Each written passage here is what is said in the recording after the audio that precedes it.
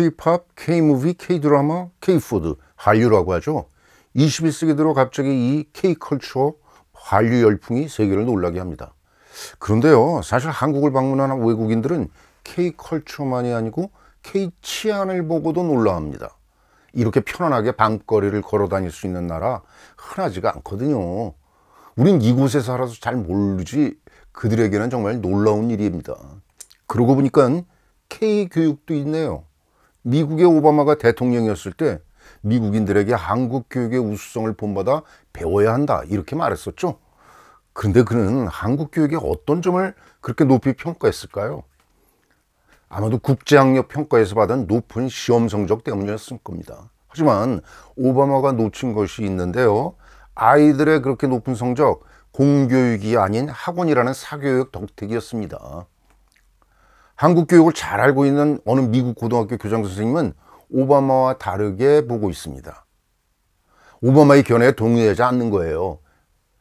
이 교장 선생님은 미국 버지니아주 페어팩스 카운티에서 학군이 좋다는 명문 공립고등학교들 중에 한 학교입니다.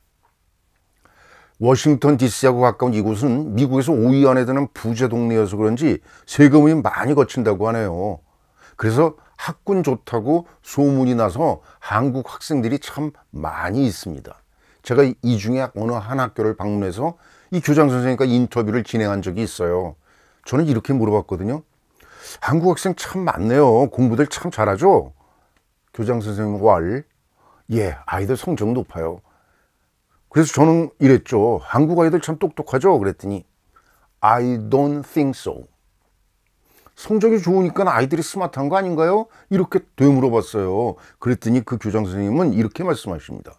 우리 미국 아이들은 한국 아이들처럼 방과 후에 모여서 학교에서 배울 걸 미리 공부하거나 배웠던 거 다시 반복하지 않아요. 과제 정도만 하고 축구나 음악 또는 농구 뭐 이런 클럽 활동을 하거든요. 우리 애들도 한국 애들처럼 하면 시험에서 높은 성적을 받을 수 있어요. 하지만 그렇게 하지 않을 뿐이죠. 왜냐하면 그건 교육이 아니니까요. 거의 20년 전의 일이었거든요. 하지만 지금도 그때를 떠올리면 얼굴이 화끈거립니다. 게다가 그 무렵에 위장 전입 사건도 터졌어요. 학군 좋다고 소문이 나니까 한국인들이 주소만 옮기고 아이들만 보내서 입학시켰고 이걸 수상하게 여긴 학교 측에서 위장 전입 색출이 시작됐거든요. 그때 정말 창피했습니다.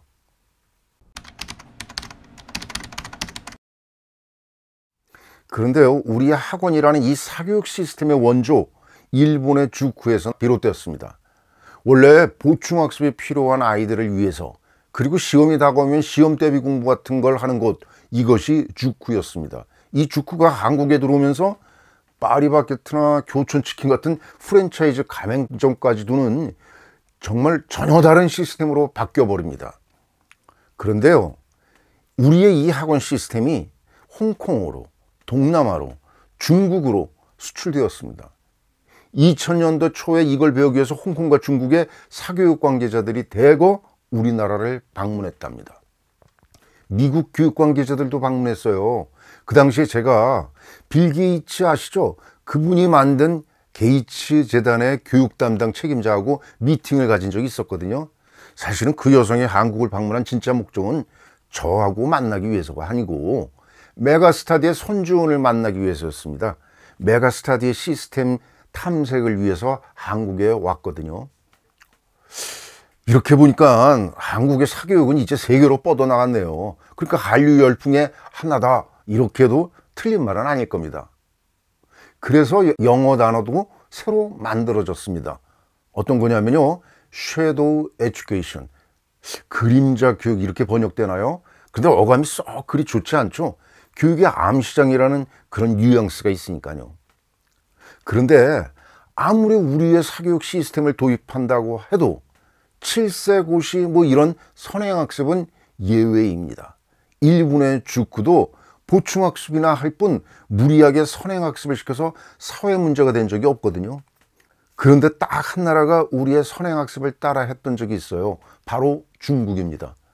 중국에서는 부시반, 우리 한자로는 보습반 이렇게 표기되는데 보충학습하는 곳이라는 거예요. 그런데 이 부시반이 인구가 많으니까 규모도 어마어마합니다. 이 부시반에서 선행학습을 시켜서 서해 문제가 되었거든요.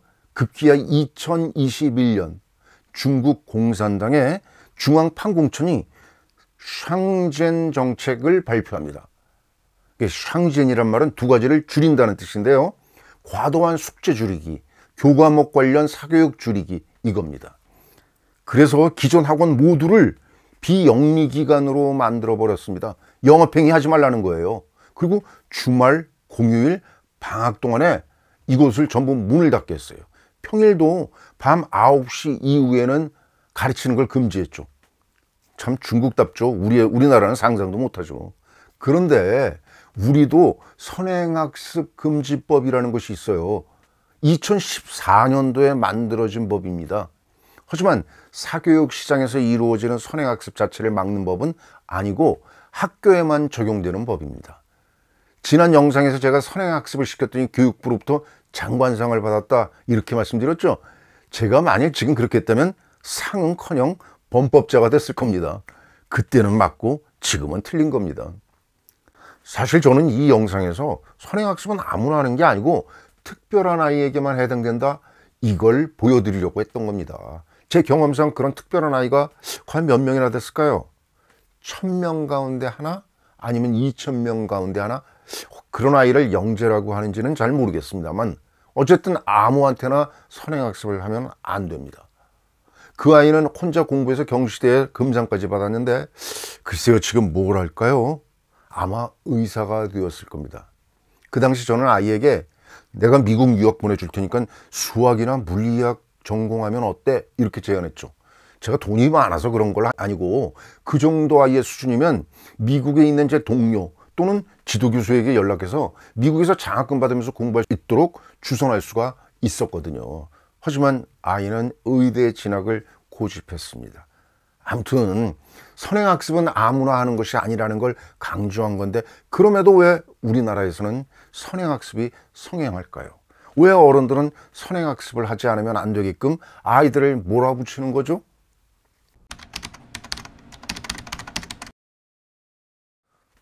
소위 교육 전문가라는 분들이 상투적으로 거론하는 말이 있죠. 학부모들의 불안감을 이용하는 사교육의 마케팅, 그리고 극심한 경쟁체제, 이 둘이 결합해서 나온 산물이다. 틀린 얘기는 물론 아니에요. 하지만 굳이 전문가가 아니어도 누구나 다 알고 있는 거 아니에요? 전문가라면요, 왜 그러면은 불안 마케팅이 효과를 발휘하는지, 그 이유가 무엇이지? 이런 질문에 답할 수 있어야죠. 지금 시작하지 않으면 늦어요. 의대 입시 초등부터 시작해야 해요. 사교육 관계자들의 이런 달콤한 아니, 협박이죠. 이 협박을 왜 학부모들은 정상적인 과정을 밟으면 되죠, 무슨 선행학습이야, 이렇게 과감하게 물리치지 못하고 정말 우리 아이만 뒤처지는 것 아닌가 이런 불안감을 갖게 하죠. 그 결과 어쩔 수 없이 울며 겨잘 먹기로 그들의 말을 따라서 아이를 선행학습으로 내모는 거, 한편으로는 안쓰럽고 죄책감까지 들면서도 또 비용까지 지불하면서도 어쩔 수 없이 한단 말이에요. 그 이유가 뭘까요? 우선 제가 여러분에게 이 질문을 드리겠습니다. 미리 배우면 좋은 것 아니야? 이 질문은 어떻게 생각하세요? 아니야, 미리 배워야 소용없어, 이렇게 답하는 사람을 제 주변에서 보지 못했어요. 맞아, 미리 배우면 좋지. 모두 그렇게 답합니다. 심지어 이렇게도 말하는데요, 두세 번 반복하면은 더 좋잖아. 교육 전문가라는 분들도 다르지 않아요. 그들 대부분이 자기 자녀들에게 선행학습 시키거든요. 여러분은 어떠세요? 그러니 선행학습이 성행할 수밖에요.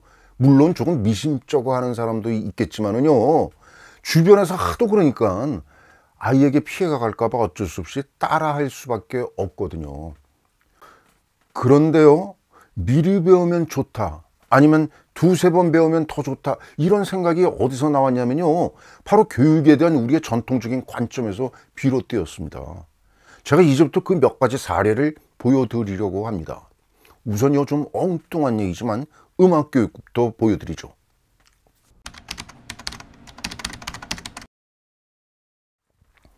혹시 우리나라 가곡 아세요?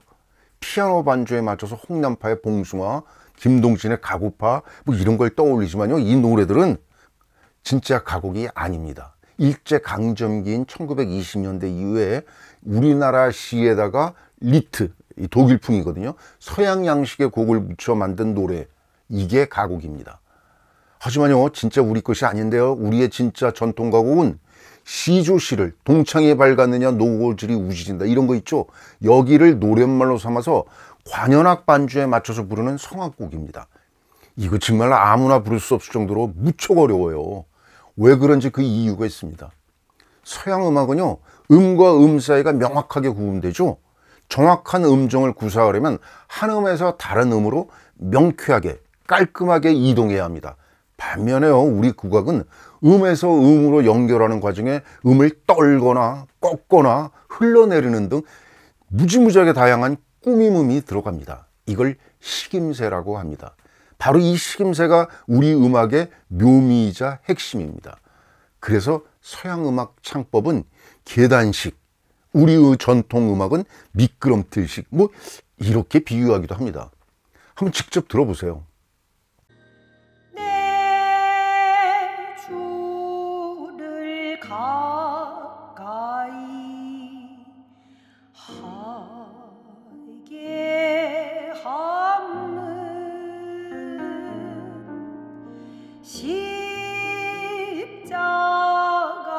이 찬송가를 국악 버전으로 들어보셨죠?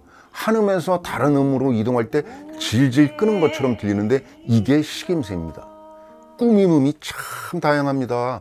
전통 가곡에 대한 자세한 내용은 사실 여기서 그치고 제 유튜브를 참고하세요. 그러면 이 가곡을 어떻게 가르치고 어떻게 배웠을까요? 서양 음악은요, 악보만 있으면 그런대로 악보를 보고 노래할 수 있잖아요. 물론 국악도 악보가 있습니다. 세종시대 때 만든 정간보라는 것인데, 하지만요, 바로 이 정간보에 식임새, 즉 떨거나 꺾거나 흘러내리는 등의 다양한 꾸밈을 온전하게 담을 수가 있을까요? 그건 안 되죠. 그러니까 서양 음악처럼 우리나라의 노래는 악보만 보고 부를 수가 없어요. 그러면 어떻게 해요? 제자가 스승 앞에 앉아서 직접 소리를 듣고 따라하는 것밖에 도리가 없죠. 이걸 구전심수 이렇게 말합니다. 입으로 전하고 마음으로 받는다, 뭐 이런 뜻이죠. 식임새의 미묘한 맛은 그렇게 구전심수로 가르치고 배웠답니다. 사실 이 구전심수 제가 직접 경험해 보았습니다. 제가 20대 때 우리나라 무형문화재였던 홍원기 선생님으로부터 한 1년 정도 가곡을 사사한 적이 있습니다. 처음에는요, 뭔지도 모르고 무조건 홍원기 선생님 앞에 앉아서 무작정 그냥 따라하는 겁니다. 그런데 1년이 지나도 뭔지 정말 모르겠더라고요. 대충 따라는 부르겠는데 제가 재능이 없었죠. 진짜 가곡 하시는 분들은요, 그렇게 구전심수를 몇 년, 아니 몇십 년 이렇게 합니다. 결국 저는요, 1년 만에 홍원기 선생님한테 선생님, 저 그냥 수학 공부할게요, 이렇게 말씀드리고 포기했습니다. 우리 전통 가곡의 교육 방법인 그냥 무작정 따라하는 구전심수, 이게 음악 교육만이 아니라 사실 거의 모든 공부에 적용되었다는 것이 이게 저희 주장입니다. 또 다른 예를 들어드리겠는데 이어지는 영상에서 계속 보여드리겠습니다. 그때